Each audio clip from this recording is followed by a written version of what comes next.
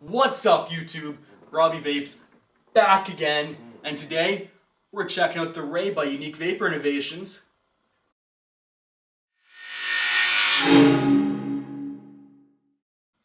Alright, YouTube, we are back. We're looking at the Ray today. I am so excited to bring you this device. You have no idea. I love this device. I've had it for probably about 5 or 6 days now, give or take. And I already know I love this thing. I've tested out the battery life, tested a lot of stuff. We'll get that later on, but in the meantime, what we're going to do, we're going to get down and dirty, check out what you get in the box, and talk a little bit about the Ray and how it works. So with that being said, let's get down and dirty.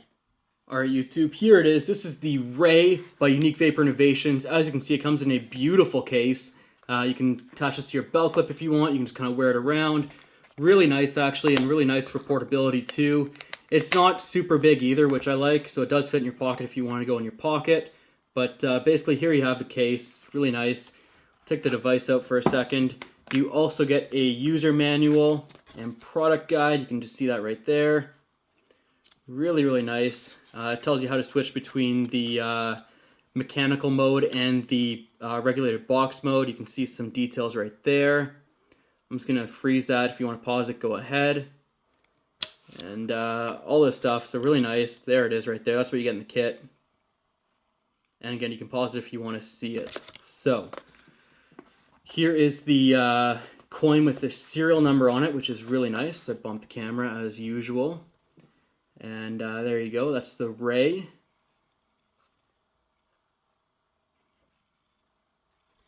Put that off to the side. Actually, no, we'll put it back in the box right there. And of course, you get the bottom piece, which will convert it from a mech mod, or sorry, from a regulated box mod to a mech mod. There's the bottom piece right there.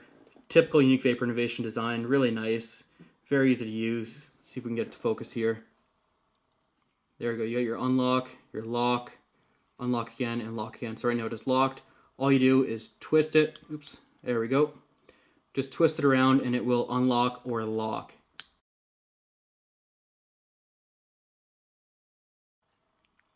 Alright, so we'll get to this one later on. We'll put that aside for now because we will do the conversion on camera so you can see it. But let's get to the main attraction here, which is the device itself. An absolutely beautiful device. I believe this is their own proprietary chip in here as well, which is I'm really a big fan of. You can see here it's at 70 watts. You have your battery life indicator as well. You have the voltage and the ohms if there's a device on top. And just really quickly, let's grab the Magnus tank, throw it on here real quick so you can see what it looks like. There's also one other really cool feature here that I want to show you, and I'll show you that. Well, actually, there's a lot of cool features, but there's one in particular that really blew me away. But we'll get to that in a second. So there's the Magnus tank. It's not really on very well, so let's see if that actually reads. It's hard to do on camera. It is reading okay. So 0.25 is the 0.23 is what it's reading as ohms, 4.02 volts, 70 watts, 70.1 watts actually. And again, you can just adjust it either way. Really nice. It will accelerate if you hold it down or if you hold it up. Okay, if you want to use this touch sensor, this is a really cool feature as well. All you do is hold the power or the fire button and the up button. And now touch is now on. So all I have to do is touch it. And it'll start to fire. To turn it off, just do the exact same thing. Touch is now off. Now one thing I really like about this that I'm going to show you here is when you fire it, it actually reads the temperature of the battery, which I think is absolutely awesome, especially in such a high-powered device for a single 18650. You can see there, it's at 36 degrees Celsius roughly. 37 there, and that's at 70 watts. So again, you can stay safe just knowing what to expect from that. Which I really like as well. Let's take the tank off and let's show you what it looks like when it's in mechanical mode. So all you do is unscrew this. Threading on here is really nice as well. I do really like that. Same thing, just unscrew it. Got our battery in there. Unscrew this top cap up top. Again, very easy as I send it flying. So that's the mechanical portion, or that's the regulated box mod portion of it. And if we want to go mechanical, we then screw this portion on.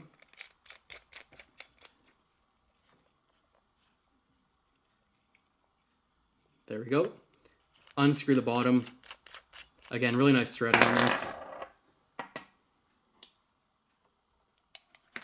Put this bottom pin on, screw it on. Everything fits really nicely in here. You can see it's all snug, and it's now in mechanical mode. So again, unlock and lock. Lock, it will not move. Unlocked, it will. Let's test this thing out in mechanical mode. Again, to screw that on. And right now it is locked. So let's unlock it here. And again, fires really nicely. So that's what it looks like up close. Let's go back up top and we'll talk about my final thoughts and whether or not I recommend this device. Alright guys, we are back up top with the Ray. I cannot tell you how excited I am to talk about this now.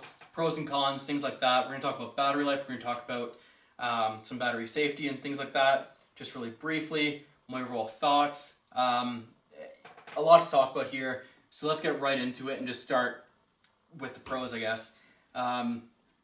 First pro is that, I mean, this device is just, it feels so good in the hands. I don't know if you saw that, but it has like little grips up the side. This thing feels so good in your hands. And in mech mode, it's just as good. It's perfect size in my opinion. I don't like anything super small. I don't like anything too big. This is just the perfect size to transition from mech mode to regulated box mode or vice versa. It takes under a minute, which is super fast. If you want to, if you're on the go and you don't know which one to use, you basically have both in one device, which is really nice. The adjustable wattage up and down is super easy to control.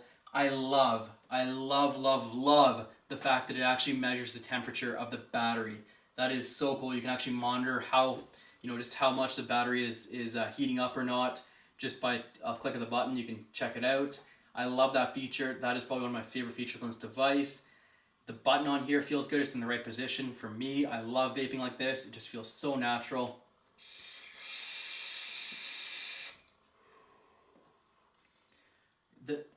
This thing holds a charge really well considering. Getting into cons, the only thing I can think of is battery life, and even then, considering what this device does, it has extremely good battery life. At 70 watts consistent, vaping the Magnus tank, I can get about 3.5 hours in this device, which is impressive, okay? I know devices that have single 18650s that don't go up to 80 watts that will actually have almost half that battery life. And again, the thing is, you're not getting temp control, you're not getting any of that stuff that, in my mind, is not something you really need. I don't use temp control. If I want to use temp control, I have temp control devices, and even then I don't like them. That's just my personal opinion. I know I'm going to get hated on for that, but honestly guys, I am not a big fan of temp control. When it comes to vapor and production and flavor, I still like Canthal better. I don't know why, maybe it's just me. I feel like I get a denser vape, I get a better vape, and even when it's a hotter vape, it's a better hotter vape. A hotter vape on temp control just seems to be too hot almost. I mean, I don't know if it makes sense to you guys what I'm saying, but I don't like temp control. I'm happy they didn't put it on here, because if you put temp control on a device like this, you're going to drain the battery so much quicker. Look at some of the devices out there. I'm not going to name any names, but I'm sure some people know what I'm talking about. You're getting like an hour and a half, 2 hours of battery out of a single 18650 on a 50 watt temp control device. On this one, it's an 80 watt non-temp control. Very basic, but very nice setup as well. It's perfect in my mind. Like, there's nothing I can say to me, the way I vape, that I can knock this on. The battery life, 3.5 hours on a single 18650 at 70 watts continuously is really, really good in my mind. Yeah, you're gonna have to take an extra battery with you, but if you think about it, something like my Sigelli 150 watt, which I've been vaping the Crown on, at 90, 100 watts kind of thing, I'm getting out of two 18650s, I'm getting about maybe 7 or 8 hours worth of battery juice out of that, if that. In fact, I'm being pretty generous in that, and that's like not chain vaping, that's not like hardcore putting it through the tests. This is like normal everyday at the office vaping. So for me, two 18650s will last the same as two 18650s in here. yes, you're going to have to change them out, but it takes 10 seconds to change out a battery. Yeah, you'll have to carry on a battery case with you, sure, but honestly, guys, I love this thing. I highly recommend it. Now the big thing, the price tag. Okay, the price tag on this is not cheap, and as you would expect, this is a quality device. Okay, this is not like your rushed out, put together in a matter of a couple minutes kind of thing. This thing takes time to put together, and it's a really good chip as well. One of the things I like about it is the chip. It's very simple, which helps save battery, but it's also advanced enough that it can do things like touch. The touch sensor, you're going up to 80 watts on this chip on a single 18650, which is really nice. It does also give you recommendations, so when the battery gets to a point where it gets too low to vape on, it'll actually flash on the screen telling you that it will not be able to vape. So it has its own built-in safety features, just in case anyone was wondering, because I know there's going to be a lot of people asking about the 18650, a single one going up to 80 watts. This thing has some protection and some safety features, which is really nice to have in a device like this. Again, you also have that measurement to see how hot your battery's getting. Other than that, guys, the price tag on this, it's $270 Canadian. Yes, it's a little bit steep, but for what you're getting out of this, I don't think there's anything else in the market like this that I've seen, and anything that's even close to this is well over that price tag. So keep that in mind. I mean, you're looking at $350, $400 for something that's similar to this from what I've seen. And honestly, guys, it's just a really nice device. It feels so good in the hands, and I love the fact I can change from a regulated box mod to a mechanical box mod in under a minute. I mean, it's probably about more like 30 seconds, but it's seriously one of the best devices. It's become my favorite device right now. It goes up to 80 watts, which for most tanks is more than enough. Even on the Crown tank at 80 watts, I love vaping it. I got not much bad to say about it. Like I said, the only con I can think of is maybe the battery life, but when you compare it to any other device, you're really getting about the same battery as most other devices, with the exception of maybe some of the lithium-ion stuff out there. Like my Tesla 2, I get ridiculous battery on, but that's it. That's all I can think of for this. Everything else in this is super clean. It's well made, and I highly recommend it, even at the $270 price tag. If you can afford to spend that much on a device and you're looking to spend something and you want something a little different than, say, what everybody else is using, this might be for you. And again, that's pretty much all I have to say about this. So, do I recommend this? Yes. If I lost this today, would I go out and buy another one? I probably would, actually, to be honest. It's a big price tag. I'd have to save up for it. This isn't something you go out and spend on a whim. This is something you're going to save up for most people. But if you save up for one, I think you're going to like it. I like it. If I lost it today, it would take me probably, 3-4 weeks to save up that kind of money. Maybe 2 paychecks to have that kind of disposable vape budget income, as I like to call it. So yeah, it's not something you're going to go out and buy right away for most people. And if you do, good for you. I mean, you're going to love it. But for a lot of people, it's something you're going to put money aside for. You're going to try and get it, rainy day fun kind of thing.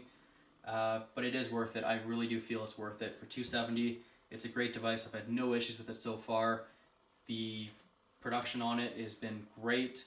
And of course, anything from Unique Vapor Innovations, one of the pros I didn't really mention is the customer service aspect.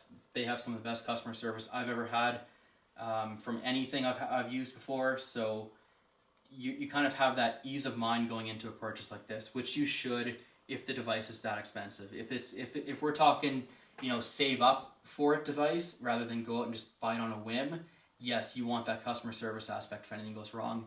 And I promise you, Unique Vapor Innovations definitely has that down pat. So with that being said, guys, that's my review on the Ray. I think a lot of you guys will like it, and like I said, it's going to be something that you're going to save up for, but when you get it, you will not be disappointed.